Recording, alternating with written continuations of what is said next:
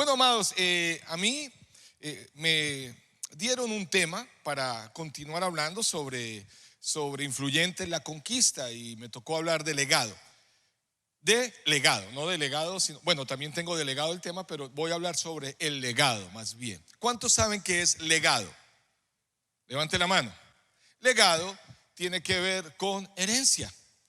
Por lo consiguiente, yo quiero conectar la enseñanza de hoy con la enseñanza que estaba dando ayer el pastor Jorge Garay sobre Lucas 15 para hablar sobre herencia.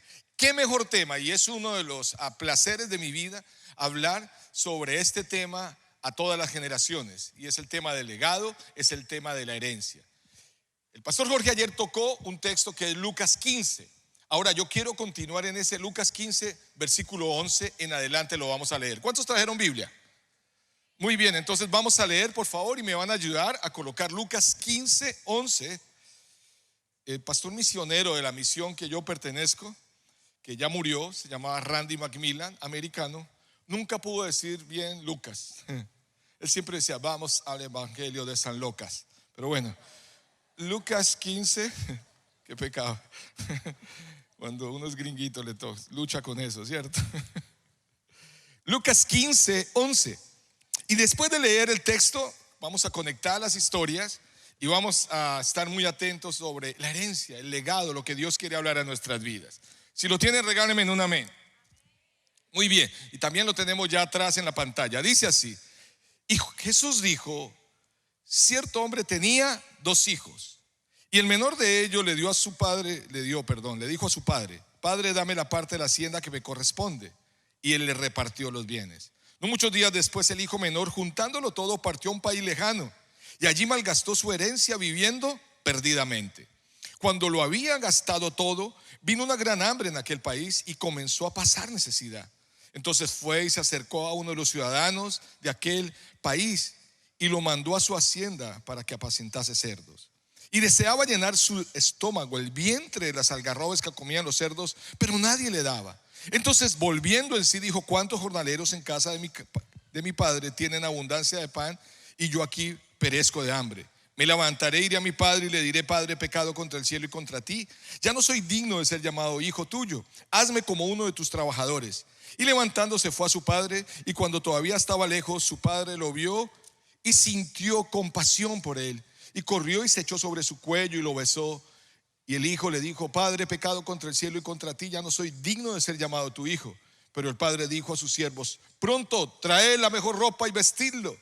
Poned un anillo en su mano y sandalias en sus pies, y traed el becerro gordo. Matémoslo y comamos y hagamos fiesta, porque este es mi hijo.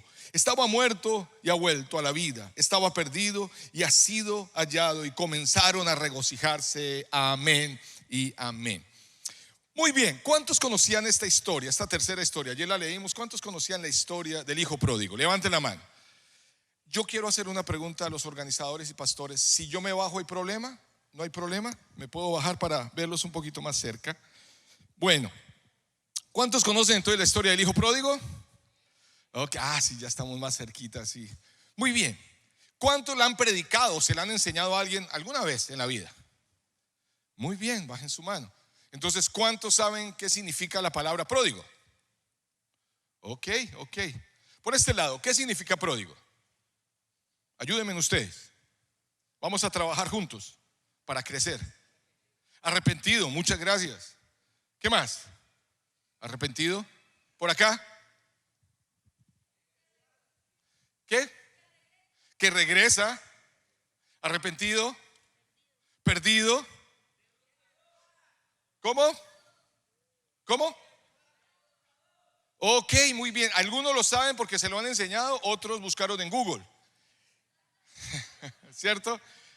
Me parece que la mayoría tiene el concepto que no es el correcto, con todo respeto lo digo, porque así lo aprendimos. Aprendimos que un pródigo es un arrepentido, hijo rebelde. De hecho, alguien una vez me dijo un hijo prodigio. Nada que ver prodigio con pródigo, son 2 palabras diferentes. Pródigo es una palabra que tiene un significativo y es derrochador. Muchas gracias, un aplauso allá para el hermano. Fuerte. El bombón se lo va a entregar Jorge Garay, que él es el que regala chocolates y todo, entonces él se lo da ahorita al final. Se lo reclamas a él, por favor. Muy bien. Entonces, ¿qué es? Para que todos tengamos claro el concepto, ¿qué es un pródigo? ¿Y por qué habla? ¿Por qué habla la historia de un derrochador? De su herencia, de su legado. Amén. Entonces ya tenemos claro, repitan conmigo, un pródigo es un derrochador. Ahora, la pregunta es, ¿cuántos hijos de Dios hay acá? Bueno, voy a volver a preguntar, ¿cuántos? Tú tienes que tener una convicción. ¿Cuántos hijos de Dios hay acá? Ahora la segunda pregunta es, ¿cuántos hijos de Dios podemos ser derrochadores? ¿Qué derrocha uno? A ver.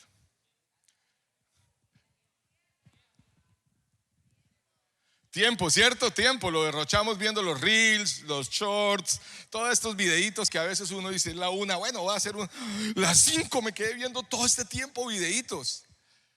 Derrochamos tiempo. ¿Qué más podemos derrochar nosotros? Dinero. ¿Cuántos derrochan dinero? ¿Cuántos derrochan de sus dones? No lo están poniendo al servicio de Dios. La herencia que el Señor les ha dado. ¿Cuántos derrochamos amor? Dimos amor en el lugar equivocado y nos aporrearon el corazón. Levante su mano. Entonces esta enseñanza tiene que ver con nosotros y con el legado que el Señor nos ha dado. ¿Están conmigo? Muy bien, voy a continuar. Ahora, la palabra pródigo no está en la Biblia. Está en el subtítulo que alguien puso en la Biblia. Pero la historia sí hay explícito no solo un derrochador, sino dos. Inclusive puede haber tres. Porque hay un hermano mayor que también derrochó y hay un padre que derrocha su amor. Da amor. De hecho, algunas Biblias no hablan sobre el hijo pródigo, sino sobre el amor del padre. Hay unas Biblias que tienen el título El Padre Amoroso, porque esta historia tiene que ver más con un padre amoroso que con hijos derrochadores.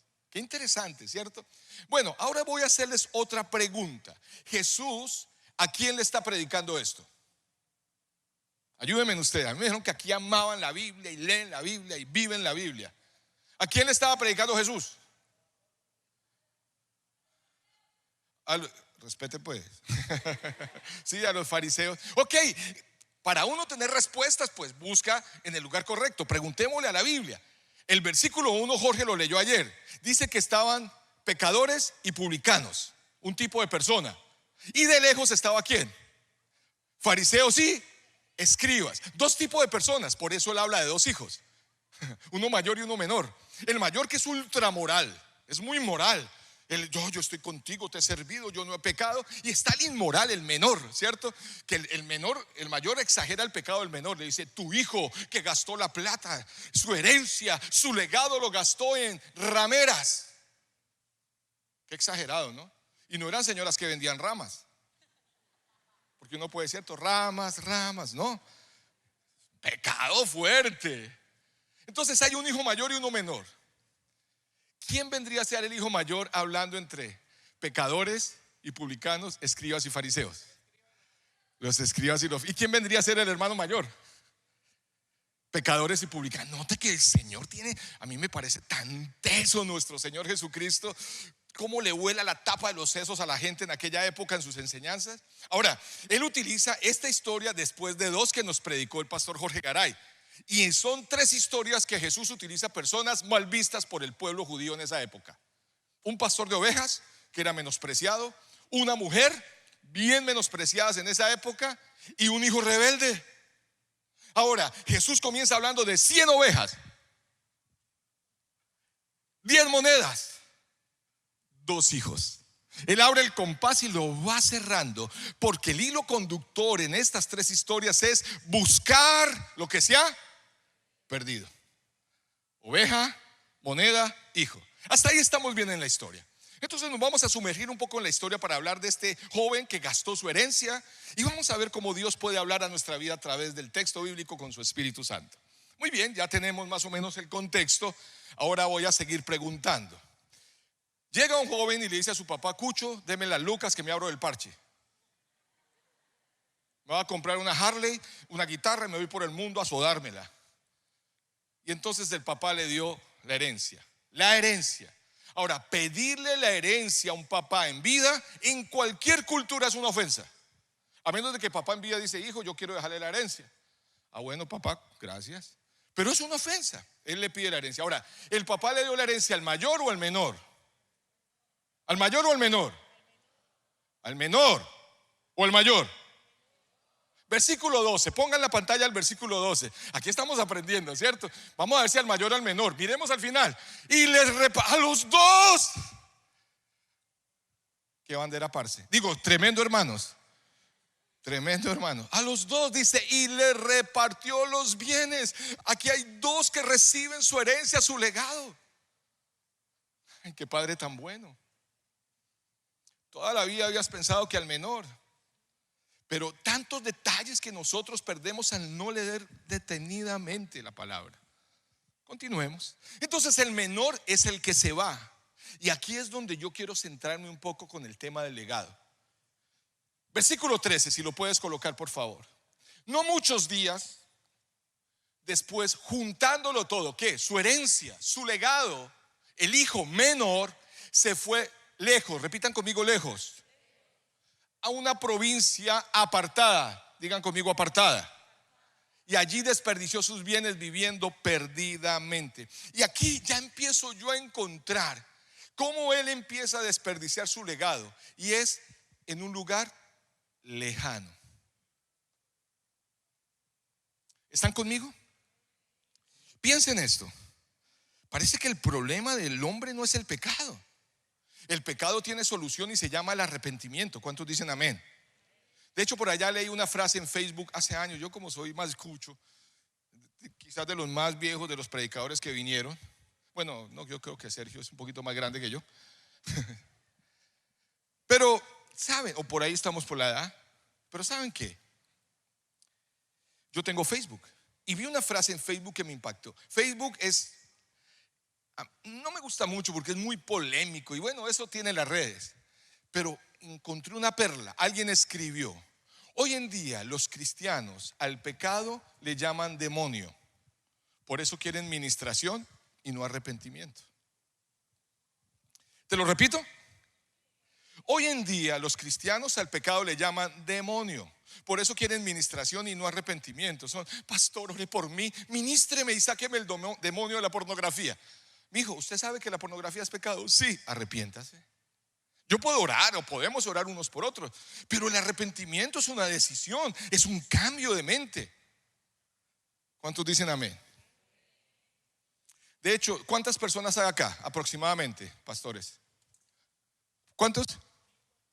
1400. Dicen las estadísticas que aproximadamente en un grupo el 20% de personas, el 20% hoy en día puede estar ya luchando fuerte con la pornografía. Si hay 1400, el 20% serían 280 personas acá deberían estar, de acuerdo a la estadística, luchando con la pornografía. Pónganse de pie los 280, no, mentiras. Yo, pastor, yo sé que no se van a parar. Esa es la batalla más fuerte, de las más fuertes que hoy está luchando la iglesia, con sus ojos, a través de las redes, los medios, la pornografía. Vea, yo fui líder de la iglesia y batallé con la pornografía. Y lo puedo decir con libertad porque el Señor tuvo que sanarme, porque yo viví las drogas antes de Cristo y llegué a Cristo y cambié un vicio por otro vicio. Me refugié en algo más y eso hizo mucho daño a mi vida.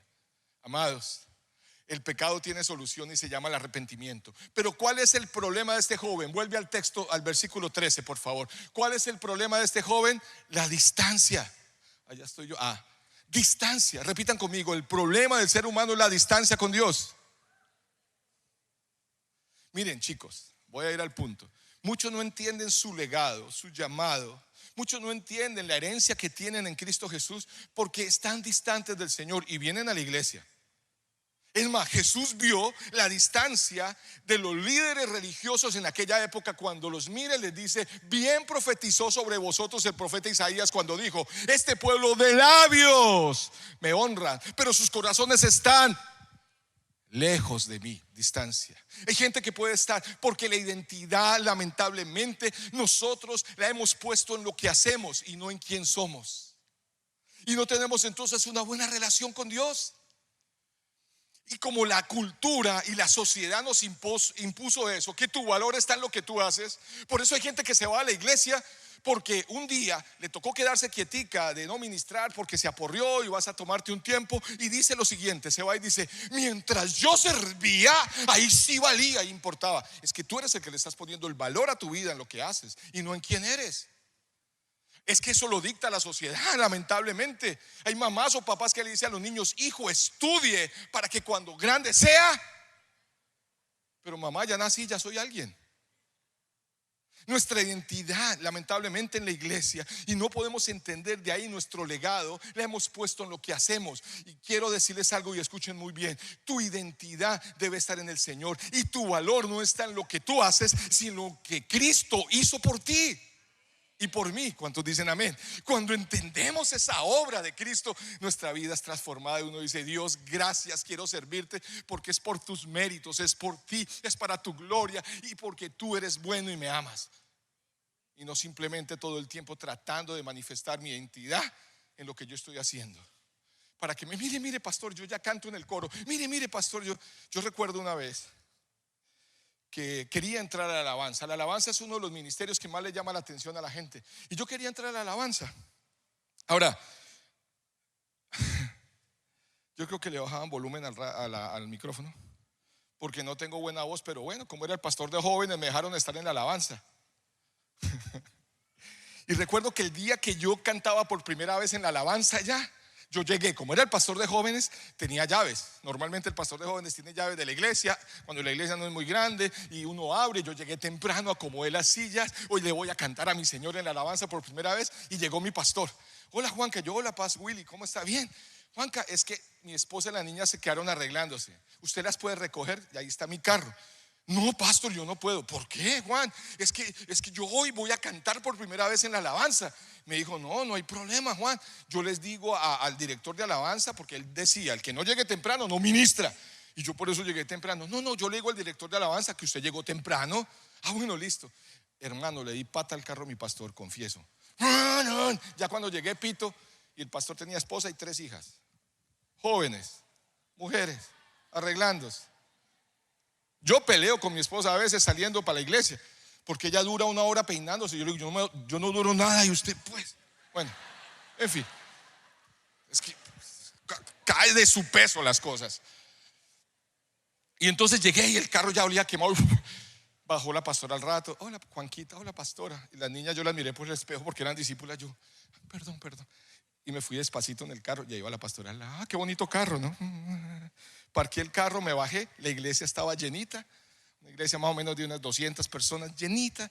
Y ya estaban los de la alabanza, iban a comenzar. Yo me voy subiendo y me dice el director de alabanza: Juanca, bájate, tú acabaste de llegar. Y yo miro a mi pastor y estaba allá.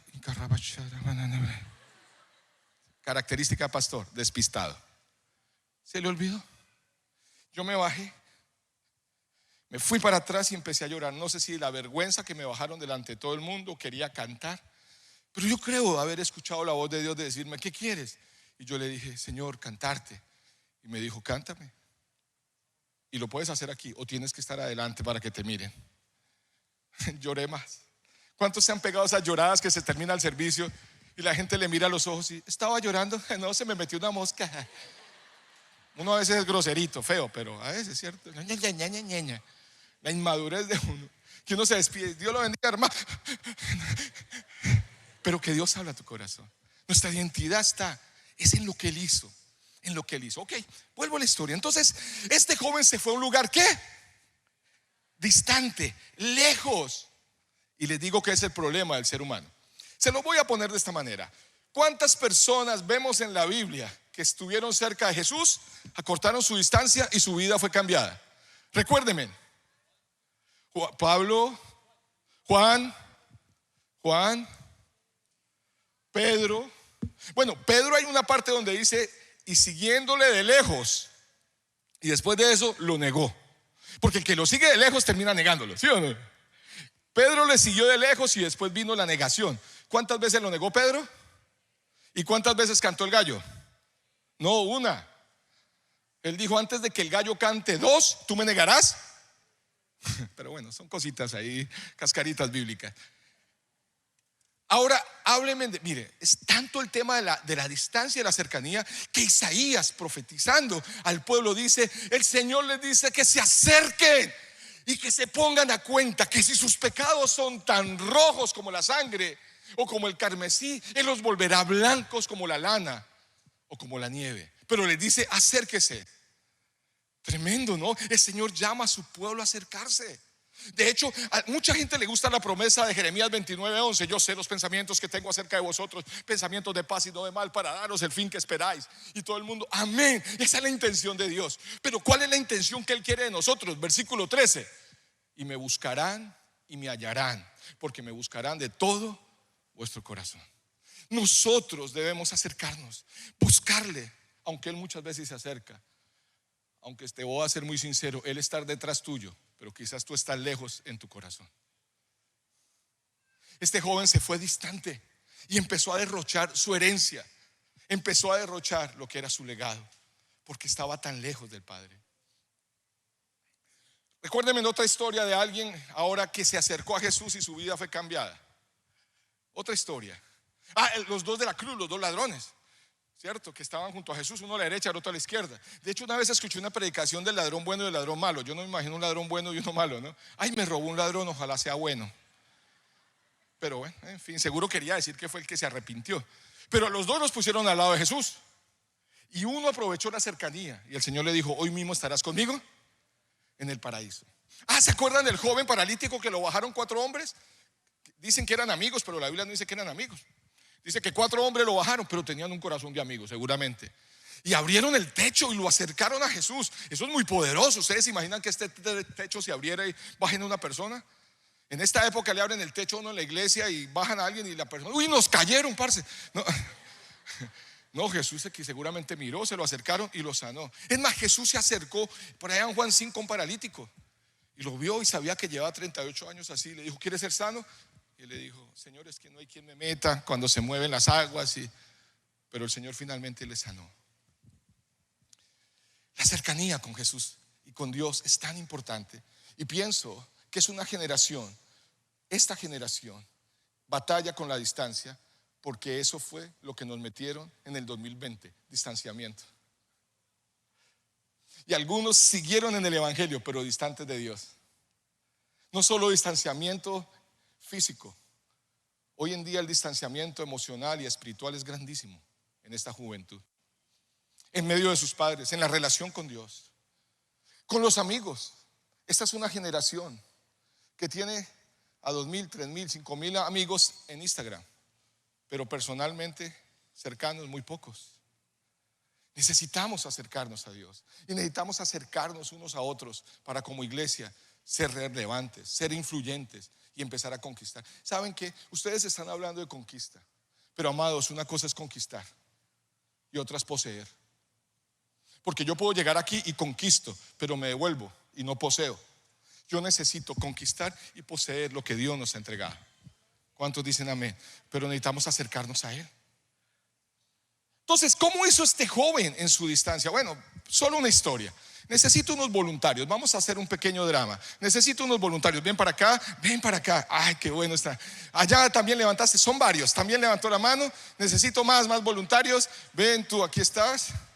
Aquí, estos chiquis están dispuestos, qué bendición. Muy bien, ya ahí los tenemos. Vamos hasta acá, estamos muy bien.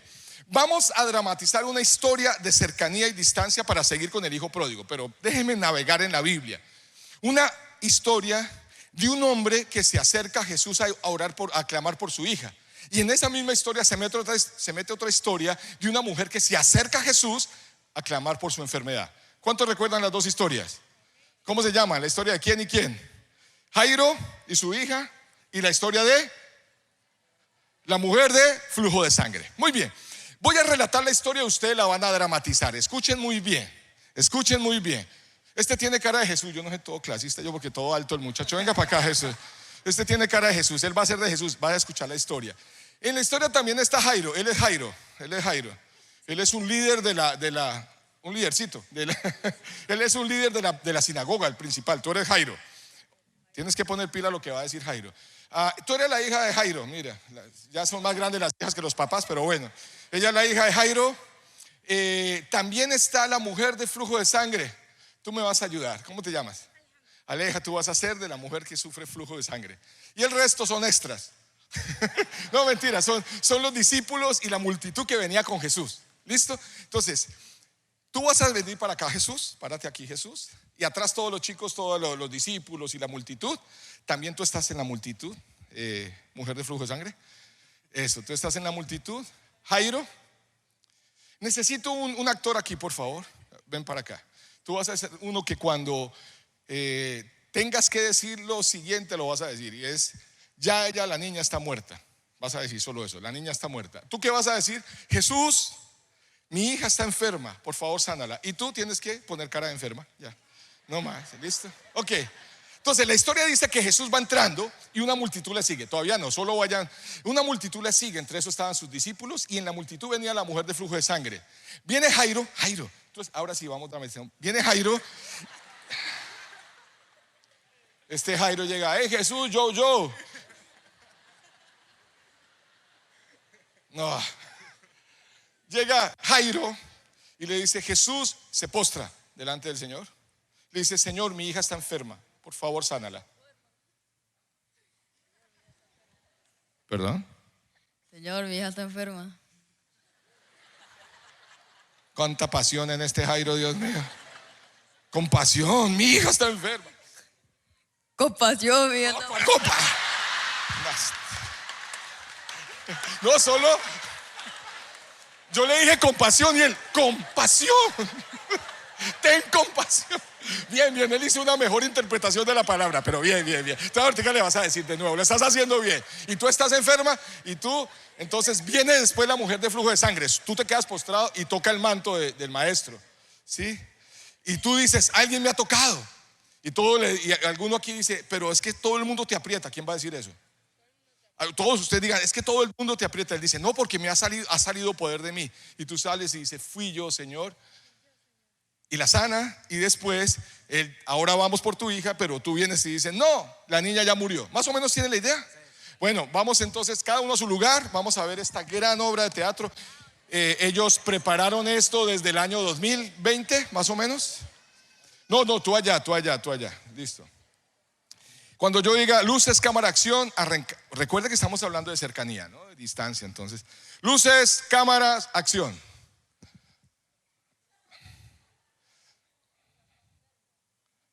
¿Alguien me ha tocado?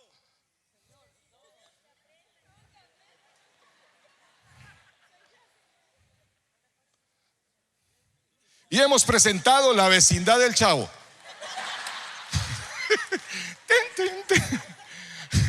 Bueno, no, lo hicieron más o menos. Démosles un aplauso, pero ¿lo van a volver a hacer o no? Una vez más, les vamos a dar una oportunidad más. ¿Listo? Pero ojo, ¿tú dónde eres? ¿De dónde eres? ¿De Río Oro, César? Ah, ok, esto es pegadito ahí a Ocaña, norte de Santander, sí. Bueno, muy bien. Entonces este es costeño. Ajá, arepa riolera más rica, ¿sí? Listo, alguien me ha tocado. Ok, pero Jesús era costeño, no andaba por la costa. Entonces, vamos, 1, 2, 3, fuerte. Yo voy a ponerle el micrófono. Jesús, mi hija está enferma. ¿Alguien me ha tocado? Todo el mundo lo toca. Soy yo, Señor. Por tu fe ha sido sana. Amén.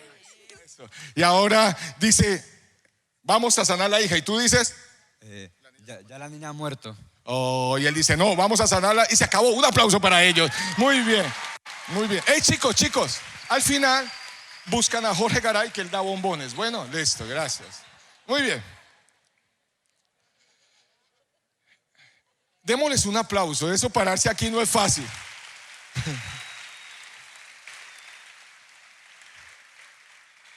Solo tratando de ilustrar en un medio de la historia del hijo pródigo, en esta historia también la cercanía. Déjemela, yo la resumo. Jairo tenía nombre, porque Jairo era principal de la sinagoga, era un hombre importante. La mujer de flujo de sangre no tenía nombre, no era una mujer tan importante. ¿Cómo se llamaba la mujer de flujo de sangre? ¿Sangrona? ¿Hemorrágica? No se sabe, ¿cierto? Sin embargo, Jesús, al llegar, este hombre se postra, le dice: mi hija, él tenía fe, mi hija está enferma, tiene 12 años la niña. O sea, hace 12 años a este hombre le nació una alegría y se está convirtiendo en tristeza. Y a esta mujer hace 12 años le nació una tristeza que se va a convertir en alegría. ¿Qué contrastes? Pero en medio de la cercanía de todo el mundo. Y eso me encanta porque Jesús es un mensajero cercano y su mensaje debe ser cercano. En alguna época del evangelio nos perdimos y los predicadores se convirtieron en muy distantes, pero hoy en día el Señor ha vuelto otra vez a tener predicadores y pastores normales, que se acercan, que olemos también a sudor, que lloramos, que tenemos problemas, que somos vulnerables. Jesús se acercó con tanto amor a ellos, y la gente cerca. Viene Jairo y le dice: mi hija. Y se acerca la mujer de flujo de sangre. Por ley esa mujer podía ser apedreada porque era una mujer inmunda. Sin embargo, su última opción era Jesús. Se acercó y lo tocó. Ahora, noten en esta historia una mujer menospreciada y un hombre principal de la sinagoga, los dos sufriendo. Pero ¿quién llegó primero a pedir que le sanara a su hija? Jairo. O sea, el ficho lo tiene él, el primero. Pero Jesús lo pone en pausa y él se voltea y dice: alguien me ha tocado. Y dice: la mujer fui yo. ¿Y cómo le dice Jesús a la mujer? ¿Cómo le dijo? Tu fe te ha sanado. Escuchen muy bien. ¿Por quién estaba clamando Jairo? Dígamelo todos. ¿Por quién estaba clamando Jairo? ¿Por quién? Pero cuando Jesús se detiene, se voltea y mira a una mujer y le dice: hija. Primero le dijo eso. O sea, Jairo, tú tienes tu hija, yo tengo las mías, menospreciadas y maltratadas. Y le dice: hija, identidad. Tu fe te ha salvado, salvación y sanidad. Todo por acercarse a Jesús. Sin embargo, él no es indolente con Jairo y le dice: vamos a orar por tu hija. Y viene alguien y dice: ya está muerta. Y él dijo: no está muerta, sino duerme. Y oró por ella. Ese versículo lo pongo yo en una sobrina que tuve adolescente, en la puerta del cuarto de ella. No está muerta, sino duerme. Eso toca con los jóvenes de hoy en día, ¿sí o no? Quisiera ponerle Talita Kumi a algunos de ustedes. La cercanía. Vuelvo entonces al hijo pródigo. Noten qué tan importante. Mi pregunta en esta mañana es: ¿qué tan cerca o qué tan lejos estás tú del Señor? Eso lo sabes tú. Él está cerca. Mientras que tú sientes que estás a kilómetros de Él, Él está a un paso tuyo, ahí detrás, respirándote en amor, solo esperando que tú te voltees y le digas: Señor, yo quiero caminar con mi herencia y mi legado, y quiero ser aquel que glorifica tu nombre. Termino entonces la historia del hijo pródigo, volviendo a él. El hijo pródigo fue el joven y empezó a malgastar todo, pero él recuerda una influencia en su vida, y es la influencia de un buen padre. Y él dice: tengo hambre, no me dan de comer. Y si era judío, era muy difícil que comiera. De pronto comía de cerdo, pero aún la anhelaba. Pero él recuerda la influencia de un buen padre y dice: no, yo, ¿sabe qué? Volveré, iré a la casa de mi padre y le diré: Padre, he pecado contra el cielo y contra ti, ya no merezco ser llamado tu hijo, trátame como uno de tus jornaleros. Identidad de siervo y no de hijo. El menor tenía identidad de siervo: trátame como un jornalero. Y el mayor también: ¿cuánto tiempo te he servido y ni un cabrito me has matado? Identidad de siervo y no de hijo, los dos. Sin embargo, él se devuelve, habla con el papá y es restaurado. Varias cosas pasan ahí rápido. Versículo 17 dice: volviendo en sí. Amados, yo quiero que en esta convención, oro por eso y oré por eso, para que cada predicación y cada enseñanza los haga volver a ustedes en sí.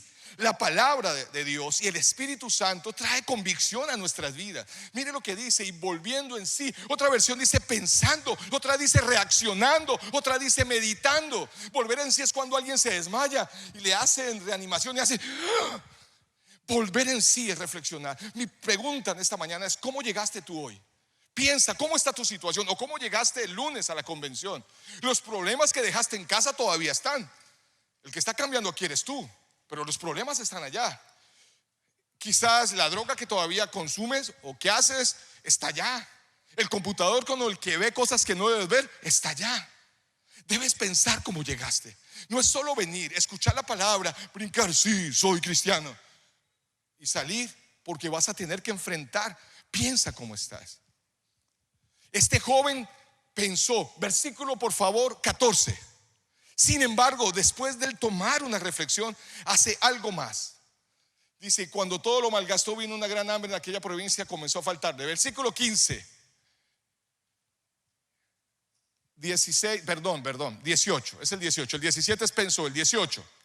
El 18. ¿Qué hace ahí? Después de pensar, jóvenes, ¿el qué hace? Toma una decisión. Dice, me levantaré, iré a mi padre y le diré, Padre, he pecado contra el cielo y contra ti. ¿Cuántos quieren ver cosas que nunca han visto en su vida cristiana? Escuchen la pregunta, por favor. ¿Cuántos quieren ver cosas que nunca han visto? No, de nuevo. ¿Cuántos quieren ver cosas que nunca han visto? Pues tienen que hacer cosas que nunca han hecho. Definición de demente: aquel que haciendo las mismas cosas espera resultados diferentes. Nada va a cambiar si no tomas una decisión. Él pensó, pero él tomó una decisión. Dijo, iré a mi padre, me levantaré.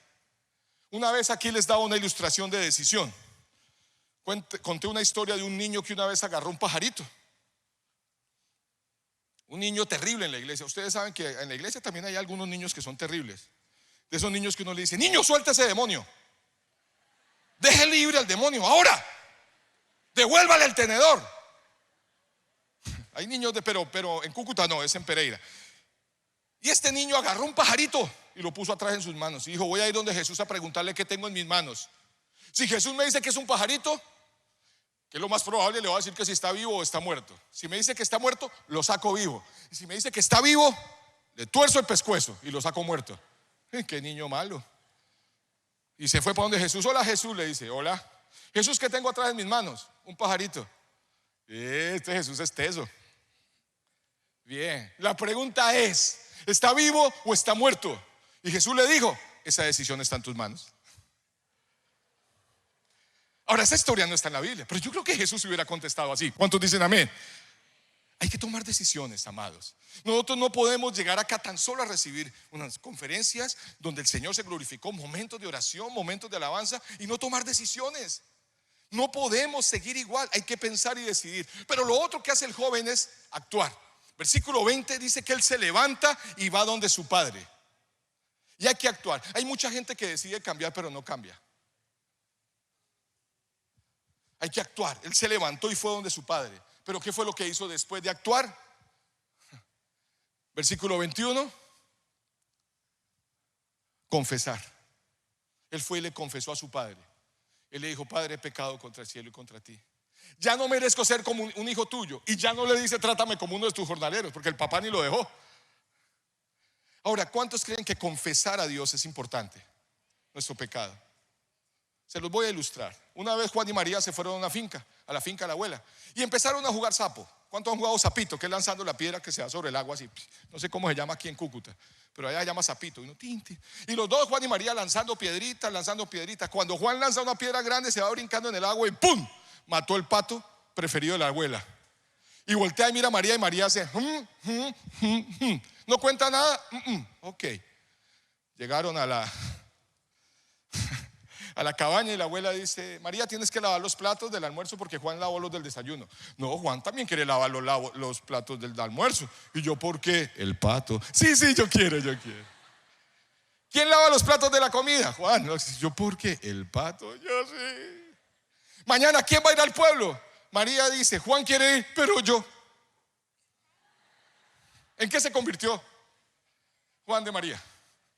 En un esclavo. Él dijo, tengo que confesar. Y se fue llorando de la abuela. Abuelita, necesito hablar contigo. Claro, mijo, cuéntame qué pasó.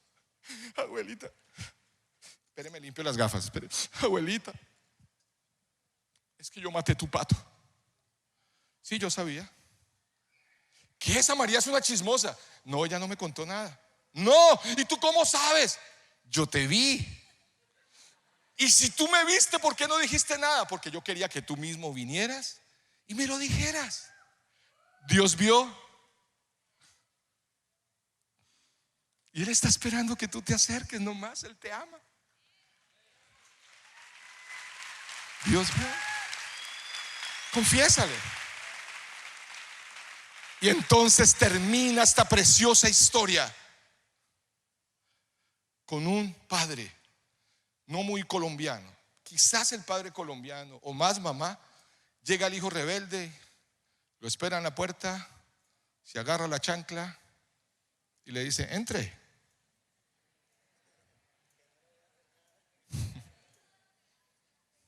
Mi mamá me decía, y hay de que me agarre la mano porque le doy más duro.